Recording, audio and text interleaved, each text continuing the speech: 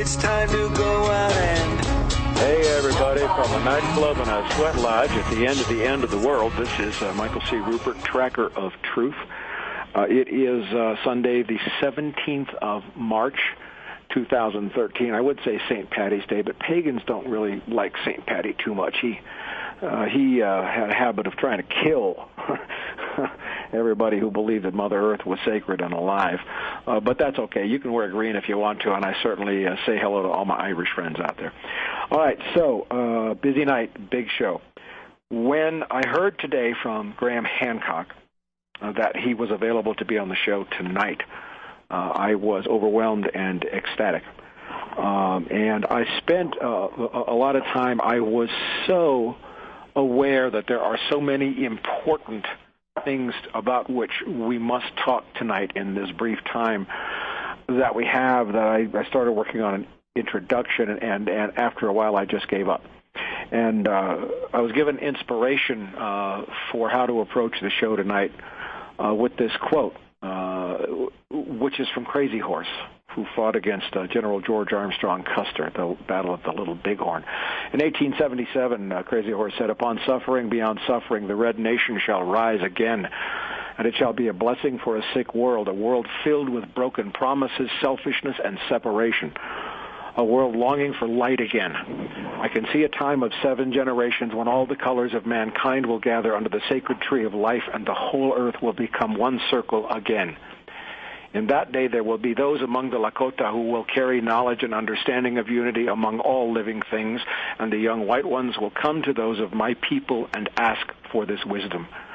I salute the light within your eyes where the whole universe dwells, for when you are at the center within you and I am at that place within me, we shall be as one."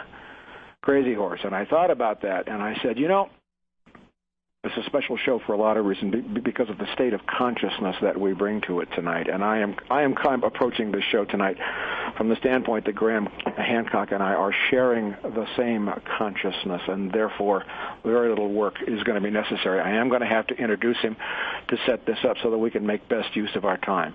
Very quickly, Charles Eisenstein, author of Sacred Economics, who's been a guest on this show twice, will be our guest 2 weeks from tonight, just before he does a 3-day appearance in Boulder, Colorado in mid-April, which I will be attending.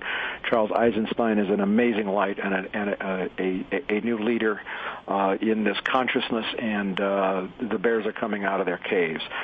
Tonight, as we sit down to have this discussion with Graham Hancock, European banks are on the edge, on the verge of a major evolution, because in Cyprus, it has been announced that the Cyprus government will take 10% out of everybody's bank accounts effective tomorrow to pay for austerity, to pay the banks. They will be going into checking and savings accounts, taking 10%. Now ask yourself, what would happen if 10% of whatever you got in your checking account disappeared overnight, and how many bad check fees would you have, and what would fall through? Well, that's what's happening in Cyprus. The world's having a breakdown, whether you look at Fukushima, whether you look at climate change, whether you look at any of 1,000, how about 12,000 dead pigs floating in Shanghai's water supply. It's springtime. The bears are stirring from their hibernation, and the great energy of new life is on the move. Tonight's show certainly paints that picture. This is a lodge tonight, and I'm holding sacred space. We are not apologists here tonight. We speak with the confidence of knowing that our consciousness is alive and functioning and flowering. There are lots of bears on the move now. I'm a bear. Graham Hancock's a bear. Joe Rogan is a bear. Greg Braden is a bear. Robert Hastings is a bear. Derek Jensen and Charles Eisenstein are bears. There are many of us, male and female, who are moving into action synchronously now, and I believe Graham will agree that he's aware of that movement. But there's a stunning power where it's a massive shift in consciousness that I believe is very, very real. The 100th monkey is here. So there are 3 authors in my life. And when I picked up their books, I had a symbiotic, a physical and emotional, a spiritual and energetic reaction to them. The first was in the early 1980s when I entered 12-step recovery, did 21 years there. And I picked up the books of Edgar Cayce. I cannot tell you how these books possessed me. I read 5 or 6. Then I read some books by Graham Hancock. In particular, almost a decade later, I read The Sign and the Seal, and I read Fingerprints of the Gods. And Fingerprints of the Gods is one of 2 books that I used upon which to model my book, Crossing the Rubicon. I looked at the work Graham Hancock had done in that book, and I said, holy shit, if he can do this is the way it's done. And the other book which I used was a book by Gerard Colby and Charlotte Dennett called Thy Will Be Done, Nelson Rockefeller and the Conquest of the Amazon. I love the synchronicity here. Graham Hancock sold between, I believe, 5 and 6 million books. He's written, 2,000 books. He's written like 20 or 30 books. He's world famous, and if you don't know who he is, look him up. I'm not going to spend a ton of time on this, but it is a distinct honor for me tonight to say my first words to him, having been a fan and been inspired by him for so long, who was born exactly 6 months, almost to the day, before I was. Because there are times when 2 pieces of light can connect, and the light gets many, many times brighter. So as I welcome Graham Hancock to the show tonight, let me just say this, that this is a sacred space that I hold here. We do not apologize. Graham knows as well as I do the pains of having to footnote everything and to defend that because of the really, really bad ways in which we have been brutally attacked over the years for our work. He's free to talk about that, but I know that we have shared that experience. But this is a place where we know we are winning, and that's the way we talk, and that's the way we're going to approach this show tonight. And I feel like I've talked too long already. Graham Hancock, welcome to our lodge. Welcome to join all of us on the Lifeboat Hour in a new consciousness. Thank you. Thank you very much. It's good to be here. It's good to be amongst friends. I appreciate that introduction, and I appreciate this connection with you. Oh, absolutely, sir. We got a lot of work to do tonight. So before I'm going to ask you to speak for yourself here, because I believe we can save time before we get to other really important issues. For those of you who don't know what TED is, here's what Wikipedia has to say. TED stands for Technology, Entertainment, and Design. It's a global set of conferences owned by the private nonprofit Sapling Foundation, formed to disseminate, quote, ideas worth spreading. Founded in 1984. They've done, everything. And Bill Clinton, Al Gore, Bill Gates, a lot of people whose names are anathema to me. And I have never had great respect for their work, having seen much of my work turn up in other presentations there.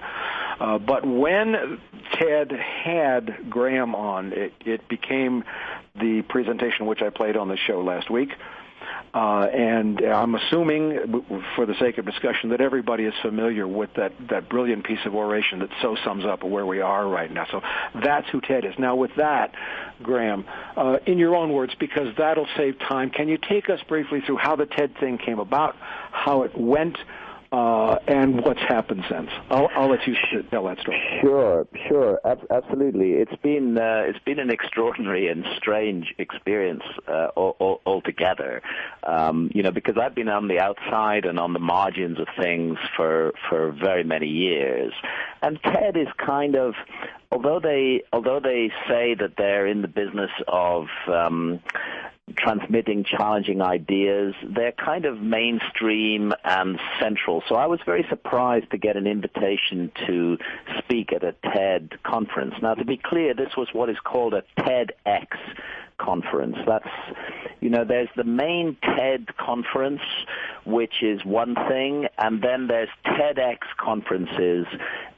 I'm going to use their language, which take the TED brand. They speak of themselves as a brand, like a can of beans or a motor car, which take the TED brand, but they're independently organized conferences which occur all over the world.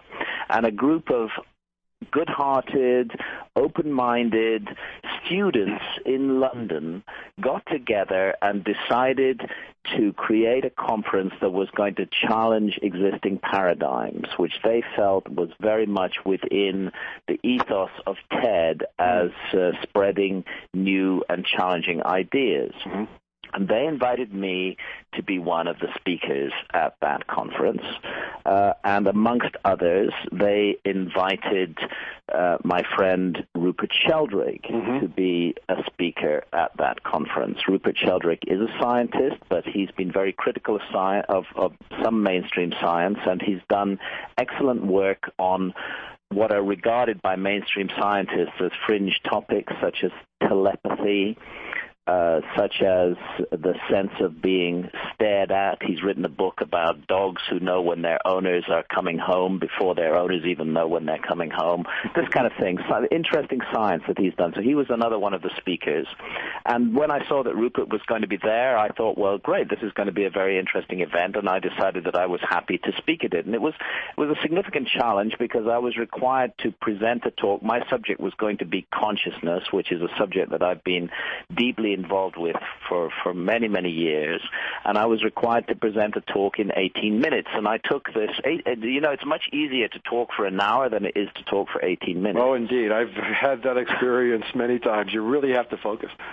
You've really got to focus, and you've got to be sure you don't make missteps because you don't have time to go back and correct your errors. It's a very, very fast-moving situation. And I conscientiously, for a month, worked up and developed this talk called The War on Consciousness, because I do believe that is what is going on in our society today. Our society values only one specific kind of consciousness, which is what I call the alert, problem-solving state of consciousness. And our society allows us little holidays from that state of consciousness with alcohol and tobacco and coffee and sugar, and one or two other pharmacological drugs that are approved. Yes. But otherwise, we're not allowed to explore any other states of consciousness. And in fact, our society will send us to prison if we exercise our sovereign right as adults to explore the mysteries of our own consciousness by using, for example, psychedelics.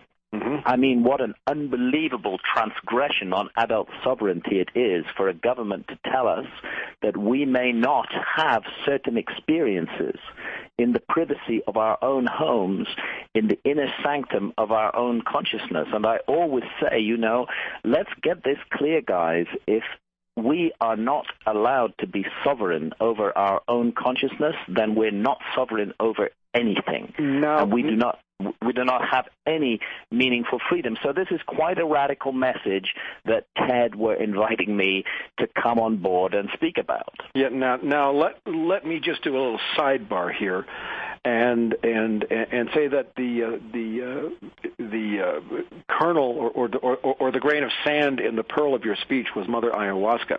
And yes. I will say, for the record, which I have said it again, but I will say that I maintain the public position that I have done one journey with a substance called 5-MeO-DMT, dimethyltryptamine, which is the root drug of Mother Ayahuasca, a God-given, spirit-given psychedelic substance.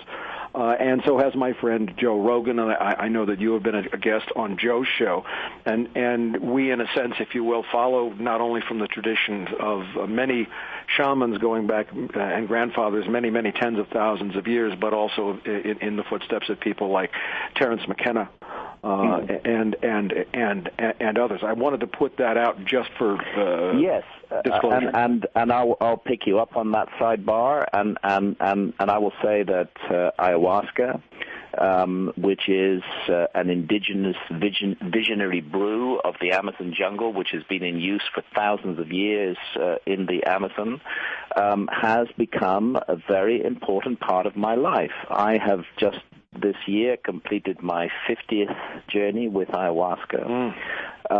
I've had 11 journeys with DMT, smoked DMT as well. DMT is the active ingredient of ayahuasca, but DMT is not normally accessible orally. We normally have to smoke it because there's an enzyme in our stomachs called monoamine oxidase that switches off DMT on contact. But in the Amazon, those clever shamans of the Amazon have got round this problem. They've created an orally active form of DMT by mixing together two plants, one of which contains DMT and the other which contains a monoamine oxidase inhibitor. It's quite advanced chemistry, actually, that they're doing down there in the Amazon, and the result is a highly psychoactive oral brew that produces a journey that lasts for about 4 hours, whereas, as you know, smoked DMT is a much shorter journey. Yeah, my 5-MeO journey was 2 hours as opposed to a standard DMT journey, and I should add, a standard DMT journey, because 5-MeO DMT and NN-DMT are somewhat different things. A standard DMT journey, smoked DMT, is 12 to 15 minutes. Yeah. But I want to emphasize. So what we're dealing with DMT is a substance which is, evokes gasps of horror from the thought police in our society all around the world, and which is a Schedule 1 drug and which is highly illegal. But here it is, the active ingredient of an ancient and sacred brew, which shamans of the Amazon believe brings us into contact with other realms and other intelligences and other entities that they call the spirit world. And I, initially, because I wanted to research this subject for a book that I wrote some years ago, a book called Supernatural, I had to go down to the Amazon and experience this extraordinary brew. And what's happened since I had those experiences for research is that I found it's had such a transformatory effect on my life and has made me rethink many of my fundamental ideas about the nature of reality, that I've continued to work with ayahuasca, and I have 5 or 6 ayahuasca journeys every year. I have had an observation, Graham, as a result of this, and we'll get back to the TED story. I'm sure most are familiar with it, that not only your presentation, but Rupert Sheldrake's and several others, and I find some amazing threads of consistency between all those presentations, have been systematically taken away from TED. Well, look, can I just speak on that? Because, sure. Okay, TEDx did the conference. I spoke at the conference. My talk was put up on the TEDx YouTube channel, okay, and it ran there for 3 weeks. And during those 3 weeks, it gathered 132,000 views. And the talk was clearly popular. It was controversial. There was a lot of discussion around it, which is very healthy. 3 individuals were choosing to go and listen to that talk and make up their own minds about it. And some people liked it and some people hated it, and they were debating in the comments. And that is exactly what should happen in a free and open society. And then TED, the organization, the big brand, which is funded by huge pharmaceutical companies and Xerox and all sorts of people like that, then TED suddenly stepped up and said, we are not going to allow people to see this talk anymore. We are going to take it offline. We are going to take it off the TED YouTube channel because, quote unquote, it is not scientific. And they did the same on the same day with Rupert Sheldrake's talk. And yes. What a patronizing attitude to the adult population of the world, that adults are not capable of making up their own minds about the merits of a talk. TED must take that decision for them and just actually take the talk out of circulation whatsoever. And I must say, this made me extremely annoyed. Well, and it is, I think, an insult to the intelligence of reasonable, thoughtful adults everywhere that TED have behaved in this way. And I think it's actually a significant issue in our society today that we have a kind of thought police operating, which seeks to... It's ironic that my talk was called The War on Consciousness. Yes. Because actually what it's about is a thought police that seeks to control our consciousness, mind control in our society. And I've now seen that applied directly to my own talk by TED taking it offline.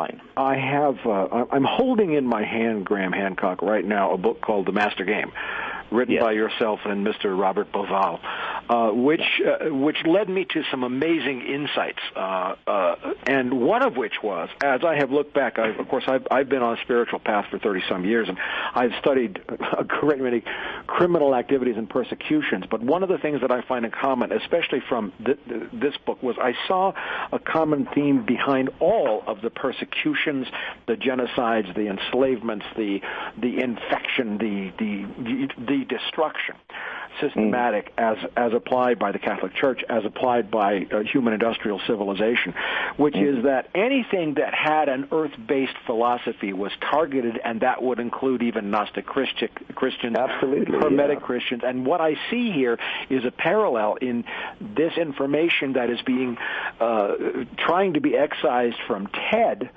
There is a consistency, and I've been a warrior my whole life. You know, I've been out here spitting in their faces for a long time. And what I see here is a consistent theme, and what I'm sensing is, tell me if I'm wrong, I'm hearing the beast howl. I think a nerve has been struck. Do you feel that?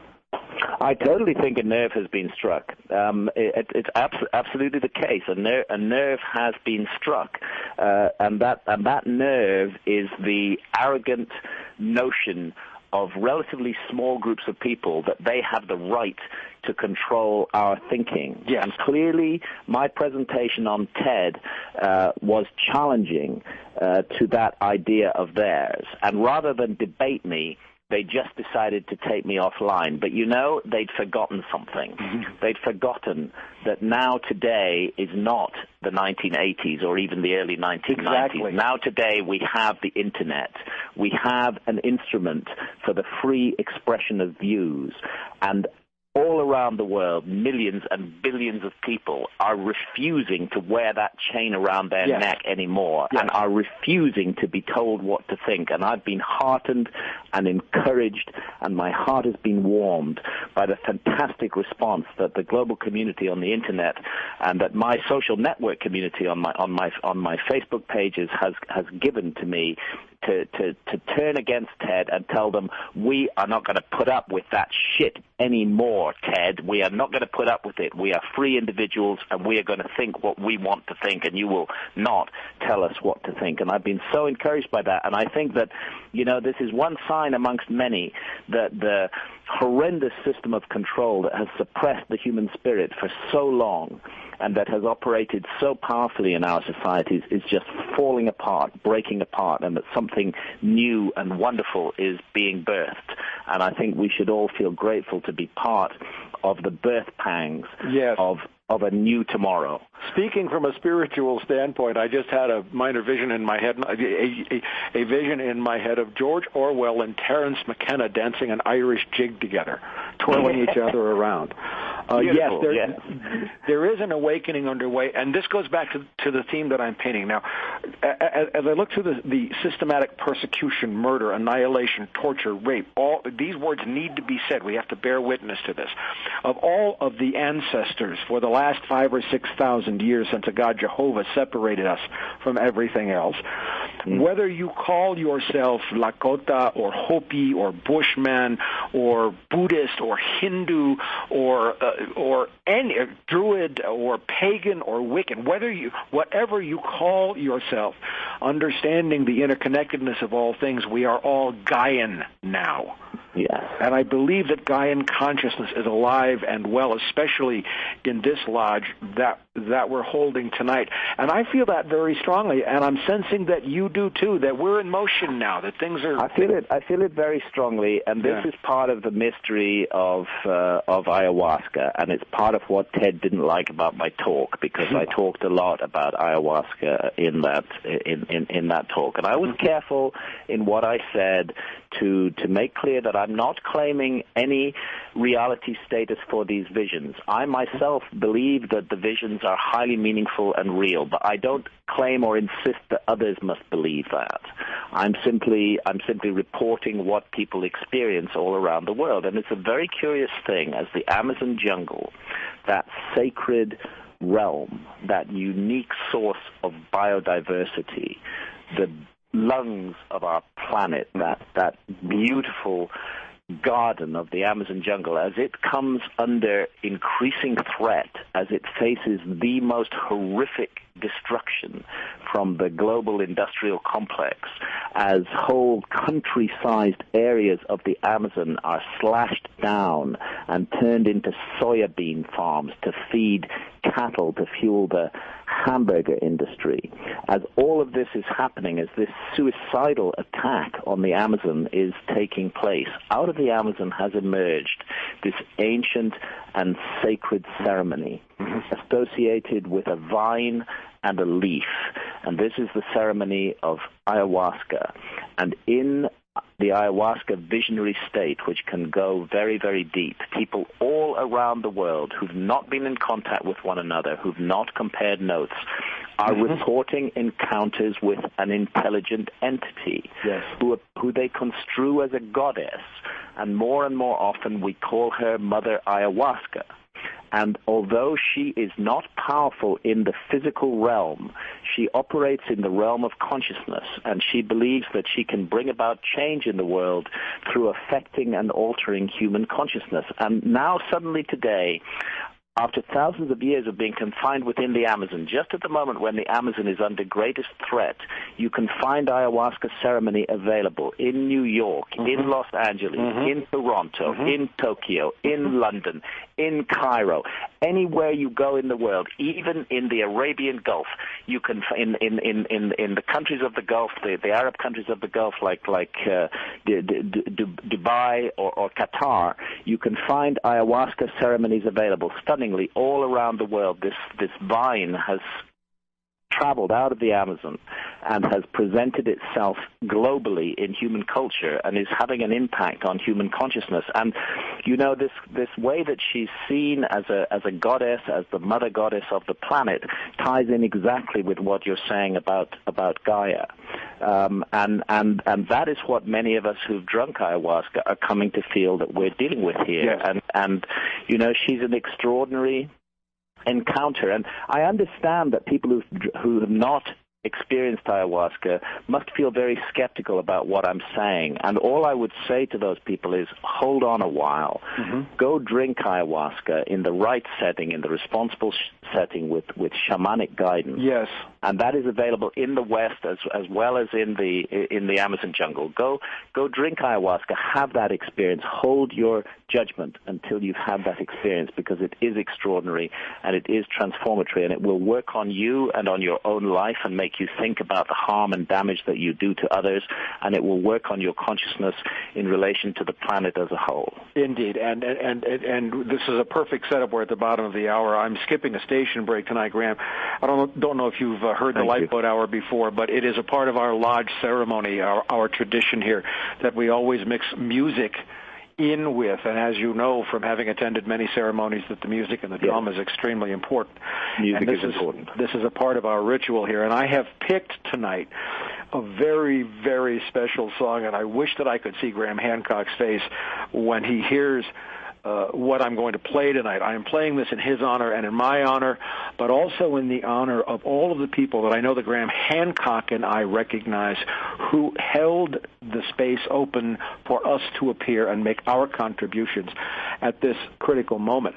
But it is time, and our time has come. And so I chose tonight a song from a group called Florence and the Machine. The song is called Spectrum, and I know you who have followed me for a long time are going to crack up when you hear the catch line in the song. But let this song into your heart, and let this song work on your spirit as you listen to the rest of this show tonight. Here it is. Let's go.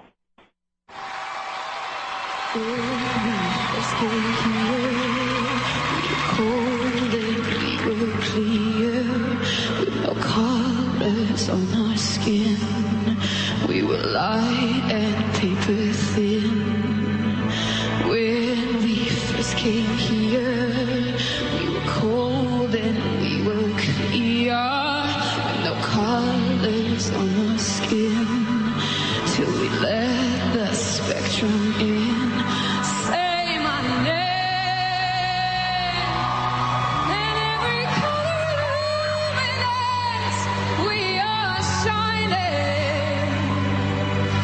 And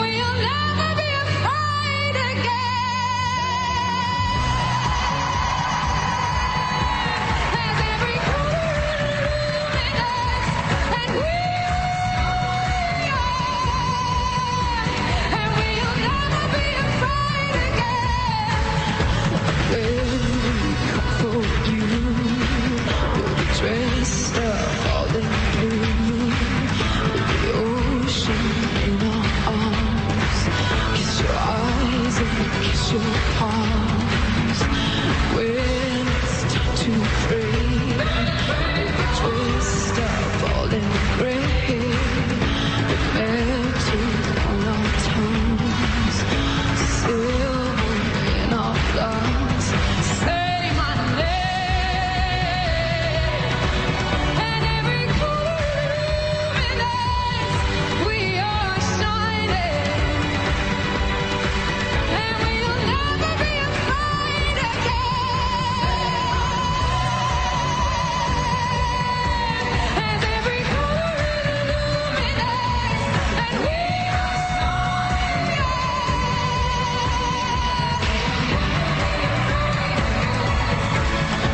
And when we come back, you'll be dressed in black, and you'll scream our names aloud. And we won't eat, and we won't sleep. We'll drag all this rolling around.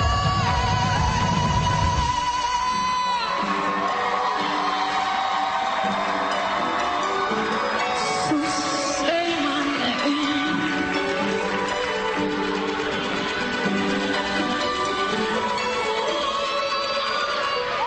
Say my name. As every corner illuminates, and we and we'll never be afraid again. Say my name. As every corner illuminates, and we and we'll never be afraid again. Say my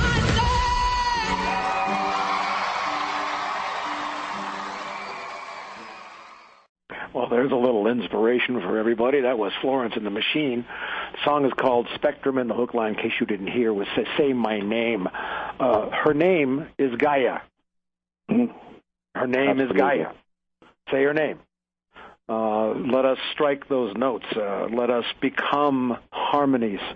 Let us remember the sacred beauty of this planet that we've been gifted, the incredible opportunity to be born in a human body, to be able to make these fine distinctions between light and darkness, to learn and to grow and to develop in this garden of experience. What an opportunity we've been given, and how wicked and wrong it is of government and state forces and nameless bureaucracies to alienate us from our true destiny as spirits in growth in this garden. There is, for those of you out there listening tonight to the Lifeboat Hour, you're all involved in this, and there is some amazing prayer being let loose tonight. And let's go for it. This is Michael C. Rupert, Tracker of Truth. We're on for the second half of the Lifeboat Hour here on the Progressive Radio Network. My amazingly special guest and instant old friend, Graham Hancock, is joining us tonight. We're talking about a whole lot of things that are going on. I think most importantly, something we've already concluded together, which is that a shift in consciousness is underway, and ipso facto, the fact that we are having this show and this discussion is proof of it. Okay, so Graham, let's go back and let me throw something else into the mix for your discussion before I turn it back to you. Joe Rogan recently posted an interview with Eddie Wong, who had been a TED presenter. We've both been on Joe's show, and I think we both think very highly of Joe. Joe's a fantastic guy. I love Joe. He's a wonderful man, and his show is really tremendous instrument of raising consciousness in the world today. So what I see happening now is, speaking for myself, but I can feel you nodding your head already. I started as an investigative journalist more than 30 years ago, and you're right. We no longer face the same obstacles of consciousness that we used to have to deal with, that were so nauseating, so mundane, so heavy, so pedantic. The big powers in those days could just shut down the individual in a second. Yes. By their control of the mass media. Yes. They could just absolutely decide what messages reached the public and what messages did not reach the public. And this is why the Internet is such a beautiful thing and such an amazing instrument for liberation despite all its problems, because the truth can no longer be hidden away in a dark corner.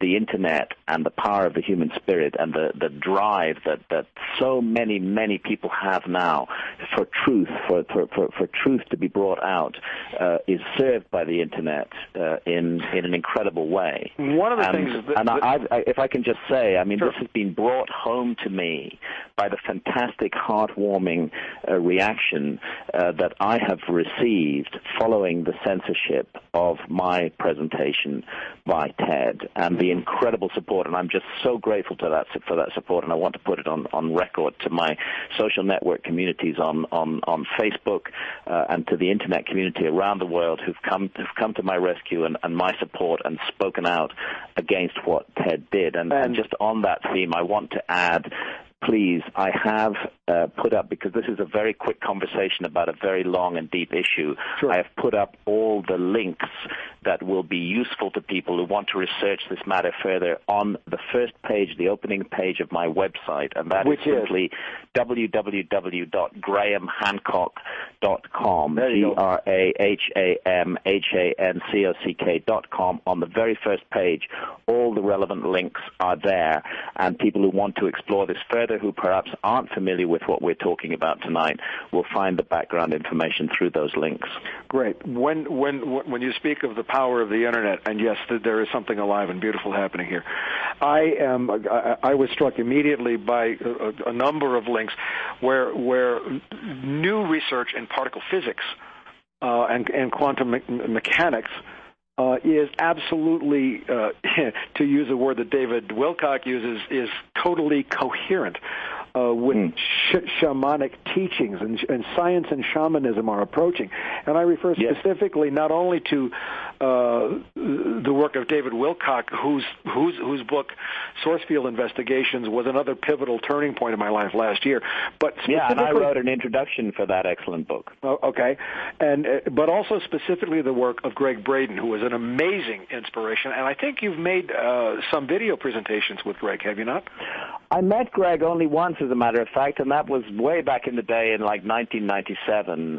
Lovely man, very much enjoyed meeting him. Not had the privilege to meet him again since then, but I do highly value and respect his work. And what he has done with, like you have in your work and I have in my work with Crossing the Rubicon, is he has compiled enormous amounts of peer-reviewed, overwhelming science that tells us essentially that consciousness, that frequency, determines our physical reality. And exactly. This is the ayahuasca message, right? This is the ayahuasca message, and this is what the powers that be detest. Yes. And this is why my TED Talk was taken offline. Because what I'm fundamentally challenging is a deeply rooted assumption within the power structures of our society about the nature of consciousness. Mm-hmm. Most mainstream scientists, not all, but most mainstream scientists, and they exert a stranglehold over the public thought about what is real and what is not real, take the view that consciousness is simply generated by the brain, right. That consciousness can be reduced to matter, that it is, in their language, an epiphenomenon of brain activity, that it's a kind of accident. For all the survival things that the brain does, we get this little extra bonus called consciousness. And they don't, and therefore, those who hold that view cannot possibly believe, for example, in life after death. They can't believe in the survival of death by consciousness, because they see consciousness simply as a product of physical activities. And they don't consider the possibility of another analogy, and I made this analogy in my talk, that the relationship of consciousness to the brain may actually be more like the relationship of a TV signal to a TV set. And in that case, when you destroy the TV set, the TV signal is still there. Yes. And I actually believe that consciousness is the fundamental property of the universe, as fundamental, more fundamental than gravity or the speed of light or electricity, that consciousness is really what it's all about. And consciousness is manifesting in physical form on this plane, on our planet Earth, but it is not limited to that form. Here is another amazing synchronicity. Crazy Horse, the Lakota chief who was legendary, he was never photographed, and he had amazing magic. He had amazing power. Crazy Horse said that he spent more time in the spirit world through vision quests, through fasting, through his means. He spent more time there than in this physical world, because he said that was the real world and this is not. And how absolutely right he is, in my opinion. How absolutely right he is. Look, we have these physical bodies. We have a physical job to do here on Earth. It is part of what we are. We can't deny that. We should celebrate the joy of our physical reality. But if we get lured into the illusion that that's all there is and that that's all that we're here for, if we get so deeply attached to that physical reality that we forget our real mission here, which is to grow and develop our spirit, our soul, then we are lost, because actually this physical world is the illusory world. Everything about it is temporary. Everything is in change. Everything is in flux. Nothing lasts. Nothing endures. There is a realm beyond this realm, which is real, and which we, while we're locked in our physical bodies, can only encounter in altered states of consciousness, trance states, visionary states. It's in those visionary states that we get a glimpse of the eternal reality beyond this temporary and limited reality that we call physical life. So Crazy Horse was absolutely right. That is the real world, and that's ultimately what we need to focus our attention on, because when we die, that's where our destiny is. That's what we're going to. That's what we're living our lives to step out into. That's the next great adventure, and we need to be prepared for it. And there are so many structures in our society which are denying us that opportunity to prepare, and which are forcing us to concentrate on trivial and meaningless pursuits.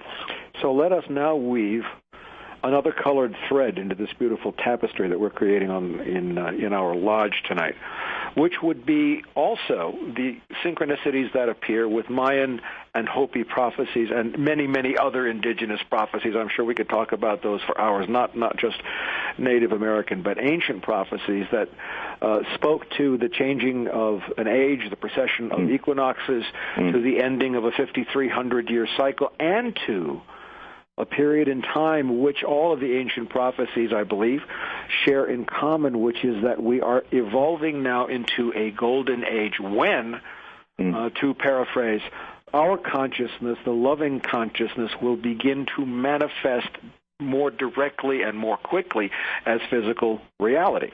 Now, how did I do with that? Very good, very good, and that's absolutely spot on, and that's exactly what we're in right now. And let's not forget that tremendous powers, dark forces that have been operating throughout human history are ranged against this birth and are seeking to prevent it coming about. But it will come about. All that is necessary is for all of us, everyone, every individual, to exert absolutely our right to sovereignty over our own consciousness, and to resist the control of those dark forces, those archons, as the Gnostics used to call them. And yes, you're right to draw attention to the Mayan and the Hopi prophecies. And of course, they received so much ridicule from the mainstream when 21st of December 2012 passed. And hey, guess what?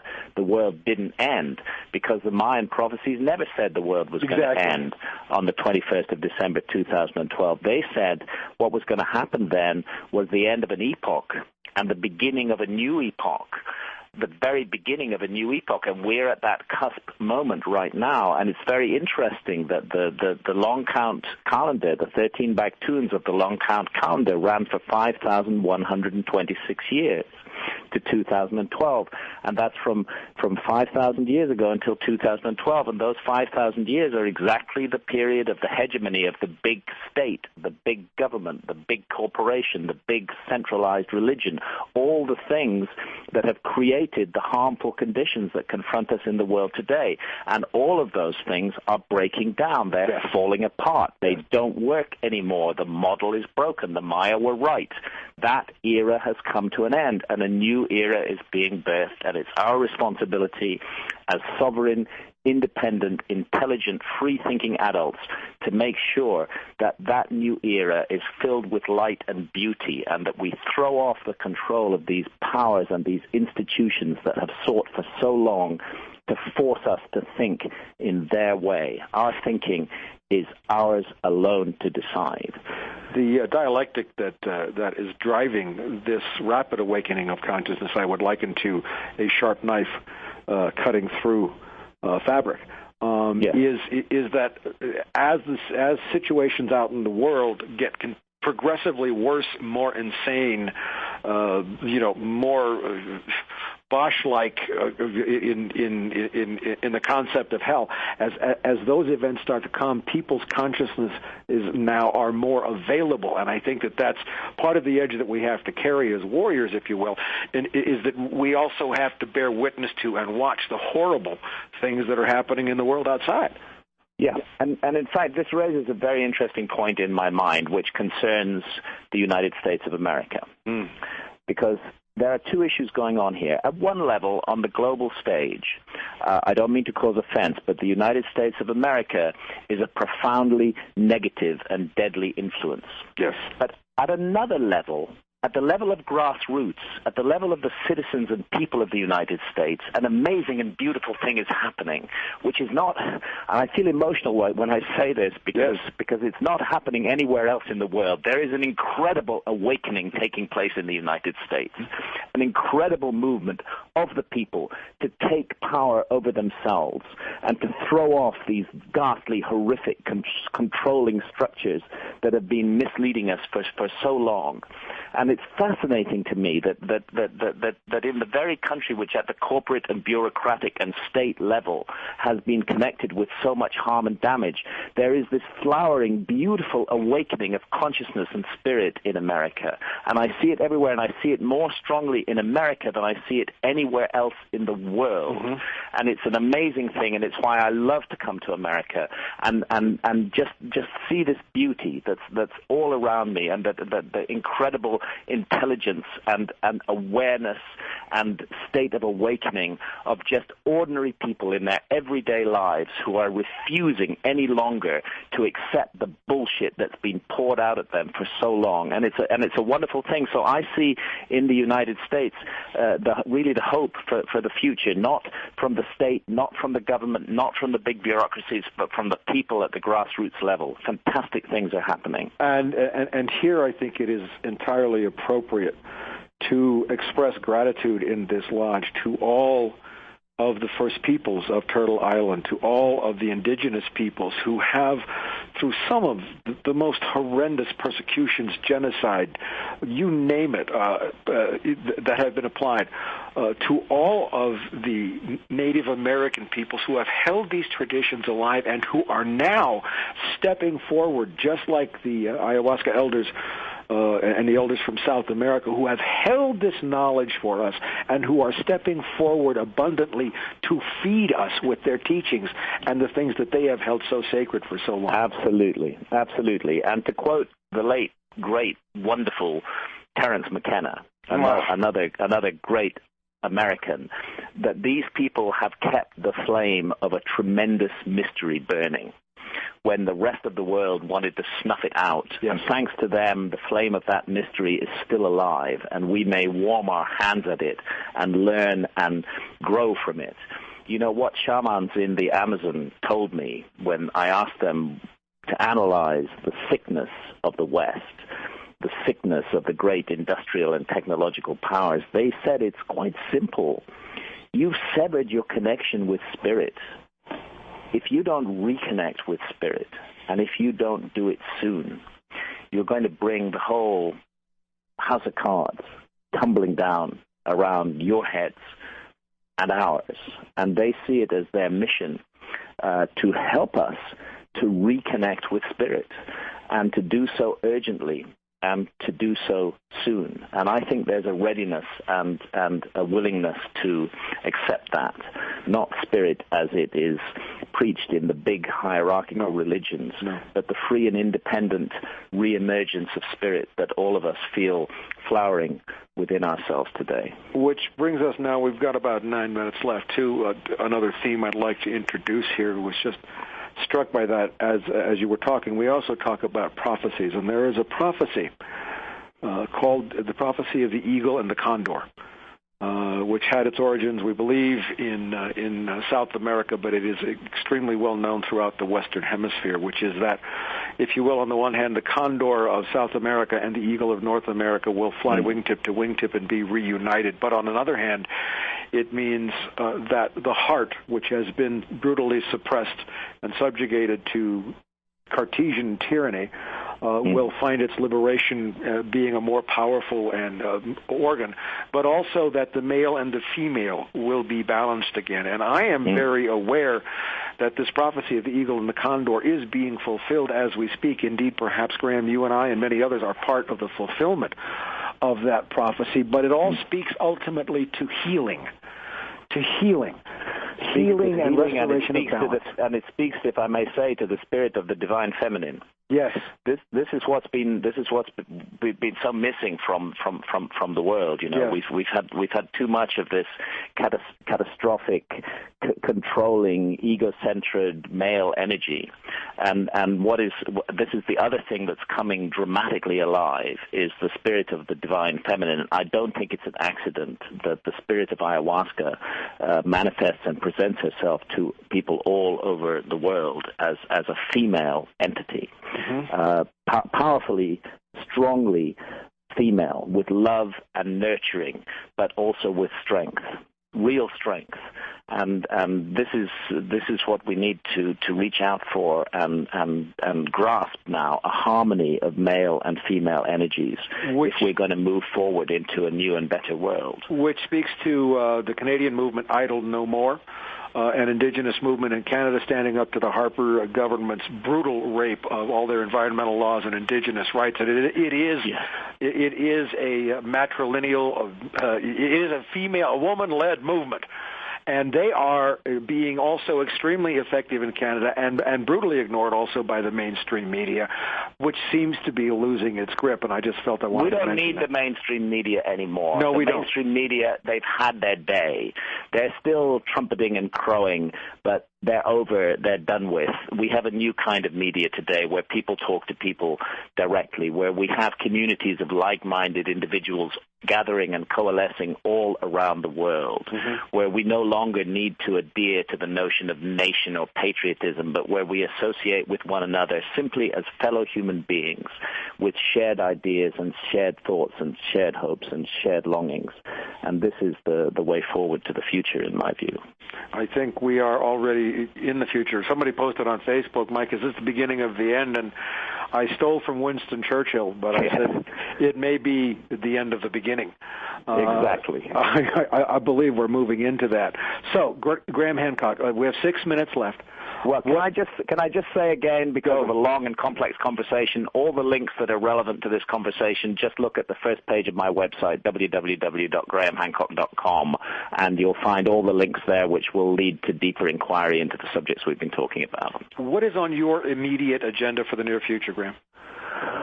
Well, you know, I've been called, this is another curious thing from my work with ayahuasca. I've been known for writing nonfiction for many, many years, and I've written many books about historical mysteries. But for the last 4 years or so, as a result of a series of visions that I had in Brazil, I've been writing novels, you know, and I've written a novel called Entangled, which is a time travel novel about a battle of good against evil.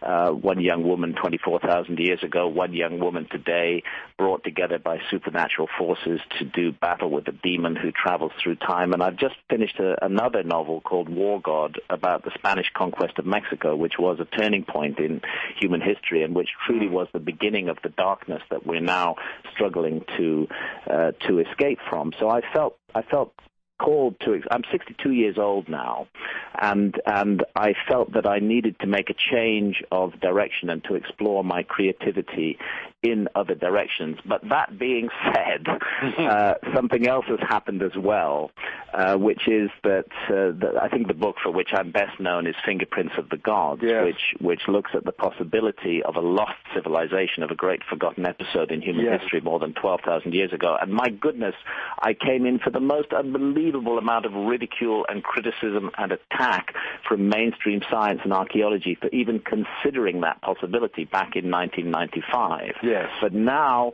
you know, in 2013, so much new evidence has come out to support that possibility that I've decided to write a sequel to Fingerprints of the Gods, and I've been researching it already for some time, and I'm going to publish that sequel in 2015, and it's going to be called Magicians of the Gods, and I'm working actively on that project right now and for the next year and a half.